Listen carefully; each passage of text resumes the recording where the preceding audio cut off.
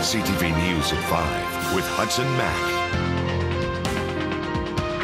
An armed standoff in the Lower Mainland at a casino in New Westminster came to an end at 11 this morning when police shot a man.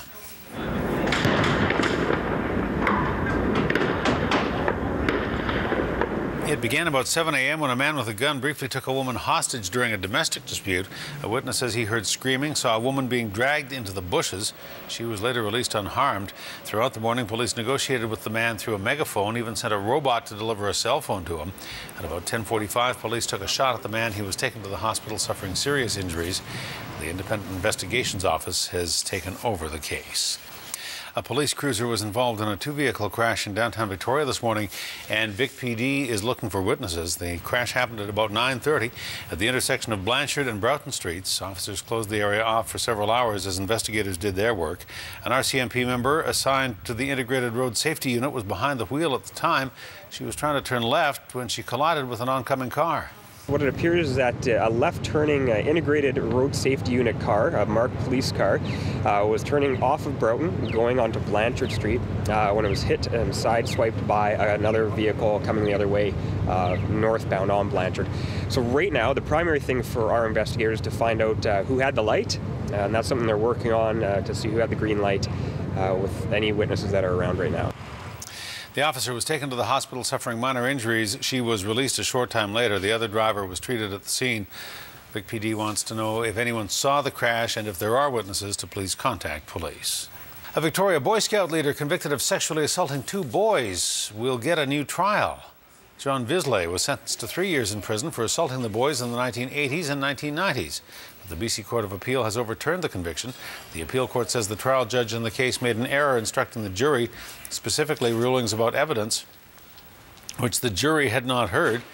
The appeal court says that action by the judge substantially prejudiced the case against Visley, and a new trial has been ordered.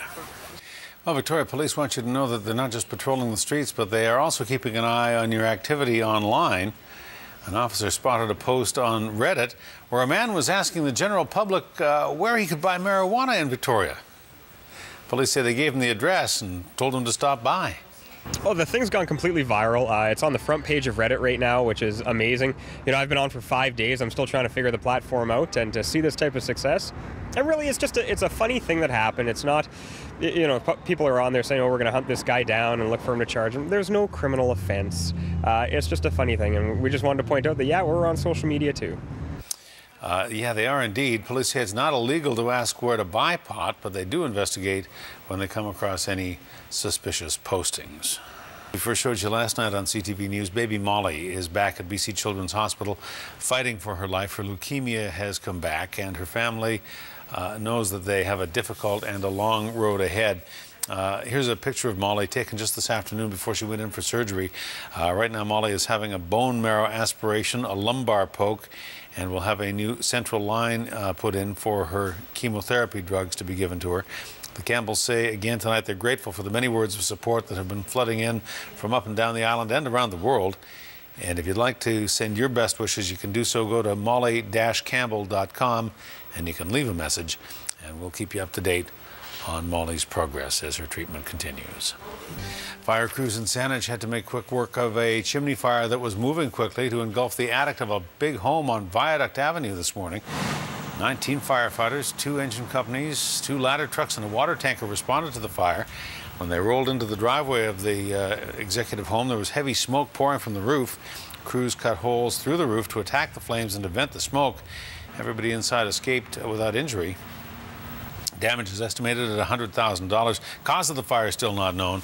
The home is listed for sale right now, listed at just over $1 million. The Capital Regional District has agreed to help get the E&N Rail passenger service back on track after an appeal by the Island Corridor Foundation. The foundation asked all 5 regional districts on Vancouver Island to step up with the final $3.2 million it needs to get those repairs back on track. The CRD board voted yesterday to find a way to come up with the money. The Alberni-Clayoquot Regional District and the Cowichan Valley Regional District have already come up with their share. Nanaimo and the Comox Valley are the last 2 districts that the foundation is waiting to hear from. Well, they haven't made a formal decision. This decision will be made on the Committee of the Whole meeting this coming Tuesday. Some communities are against it, but I think in my own mind, it's worth 44 cents, tax of 44 cents per 100,000 assessment. I think it's worth it, and that would be for 5 years. So it works out in total to about, for a property of about 300,000 to 400,000, worked out to about $7, and I think it's worth it. The Island Corridor Foundation says once all of the funding is approved, planning for work will begin full speed ahead. Now, it's a critical decision. The actual amounts of money, although maybe large for you and I, are not huge when it comes to infrastructure dollars in itself. But the decision itself is of great significance because it's really about whether rail will survive and be operational on Vancouver Island or whether it ends and you pull it up. But we're not the ones that control that agenda.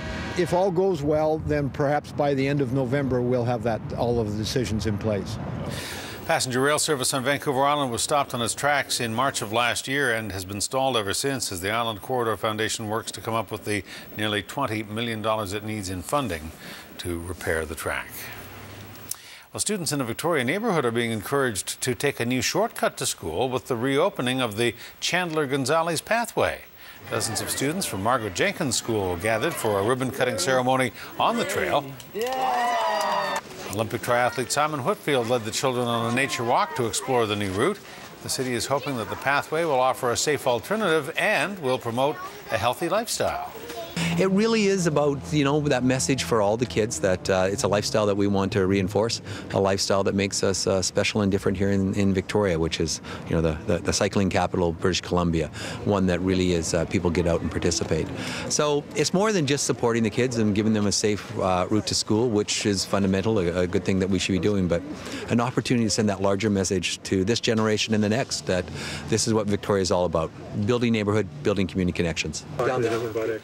The Chandler-Gonzalez pathway had been closed for about 30 years. It was originally created by students roughly 100 years ago who had used it as a shortcut to get to school. City staff and volunteers worked together to clear the route for a new generation of youngsters. Well, nice clear sky and sunset tonight as the temperatures cool off. The leaves are coming down in a big way around Greater Victoria. And city crews are picking up autumn's collection before they pile up too much. You love it when you see this thing out in the streets. Crews were in full force today, literally as they sucked up the final remains of fall with their giant vacuum truck. Workers were blowing the piles of red, orange, and yellow to the curb as the massive hose came along, sucking everything up, leaving no leaf behind. The city says this isn't the end of these leaves, though. They are going to be reused to grow again in city parks. We do use the leaves in our composting facility in the Parks Yard, and therefore Beacon Hill Park uses them in the flower beds throughout the year and helps for the plants as well. It's a great way to get rid of them. If you want to take part in the leaf pickup program, form a pile at the end of your driveway. The Victoria workers will come along and pick them up. To find out when the crews are in your neighborhood, visit victoria.ca. Well, that wicked nor'easter has heaped more misery on parts of the U.S. Northeast. Wind and drenching rain, and along the Jersey coastline, heavy snowfall covers homes that have been battered by Hurricane Sandy. Parts of New York and New Jersey that had just got their power back lost it again overnight. And even with hundreds of crews working around the clock, the power is not expected to be back up again fully until Saturday at the earliest. Well, Viking Air has taken off again and is on Cloud 9 tonight after completing the first Twin Otter for the Vietnamese Navy. There was a ceremony held at the hangar today as Viking Air showcased the aircraft. It's the first of 6 being built at the airport site, then being sent overseas. The company says it was just getting off the ground when it landed the deal with Vietnam, and now things are really taking off. Big deal. And when you consider back in 2008, we actually had just started cutting metal on the new airplane. We hadn't delivered one, we hadn't certified it yet. Viking was not known as an aircraft manufacturing company. So they had a lot of trust in us, and obviously we had to work hard to keep that trust and finally certified, and now we're delivering our first one. This is the first Western-built aircraft the government of Vietnam has ever purchased. The other 5 planes will be completed by 2014. It'll cost $70 million to build and ship the aircraft to Vietnam. People who were looking for work lined up around the block in downtown Victoria today. More than 100 people with resumes in hand showed up to a GT Hiring Solutions job fair. There were 15 employers there waiting to meet them, including restaurants, construction companies, and home care providers. Job fair organizers say they expected a big turnout. We anticipated this, and in fact at this center, and this is what we do, is to help people find work, is we're probably seeing between 260 and 280 people a day. And I get what I usually would get done in a few weeks trying to interview people. I can get that done right here on the spot. A lot of people that are looking for work, and a lot of them that we have gone through at our table have said, we'll take anything you have. The center holds several such job fairs every year and works to connect employers with potential employees year-round. Also in Nanaimo, a man fought off a burglar last night using the first thing he could get his hands on, a shovel. RCMP were called to a home on Selkirk Drive at about 8:30 last night. Officers say the homeowner came face-to-face with a man who was in the midst of breaking into his garage. And fearing for his safety, he struck the intruder with a nearby shovel. And fearing for his own safety, he picked up a shovel. The suspect came at him, he swung once and hit him in the torso. It sort of knocked him off his feet. The suspect came at him again, he had second thoughts because he still had the shovel in his hands, and he decided to run off the street. Our members were on scene within minutes. We located the male who was identified as being in that garage, and there's a little scuffle with him. He was taken into custody. The suspect's a 36-year-old Nanaimo man now charged with break and enter, assault, and breach of probation. Comox Valley RCMP have taken $40,000 worth of cocaine off the streets. Mounties say they stopped a 52-year-old Courtenay man in October and found 10 ounces of cocaine in his vehicle. Then, just last week, officers found 9 more ounces of the drug at a home in the 2700 block of Cliff Avenue in Courtenay. RCMP say 2 men from Courtenay are now charged with possession of cocaine for the purpose of trafficking. And RCMP in Port Alberni are asking for your help as they try to find a man wanted for manslaughter. He is 28-year-old William David Oikel, charged in the death of George Ledrew, who was found dead on a street corner in November 2011. Oikel is Caucasian, 5'10" in height, about 170 pounds. He has red hair, blue eyes, and a distinctive tattoo of a scorpion on the right side of his neck. If you see him, call 911. Police warn you, do not approach him.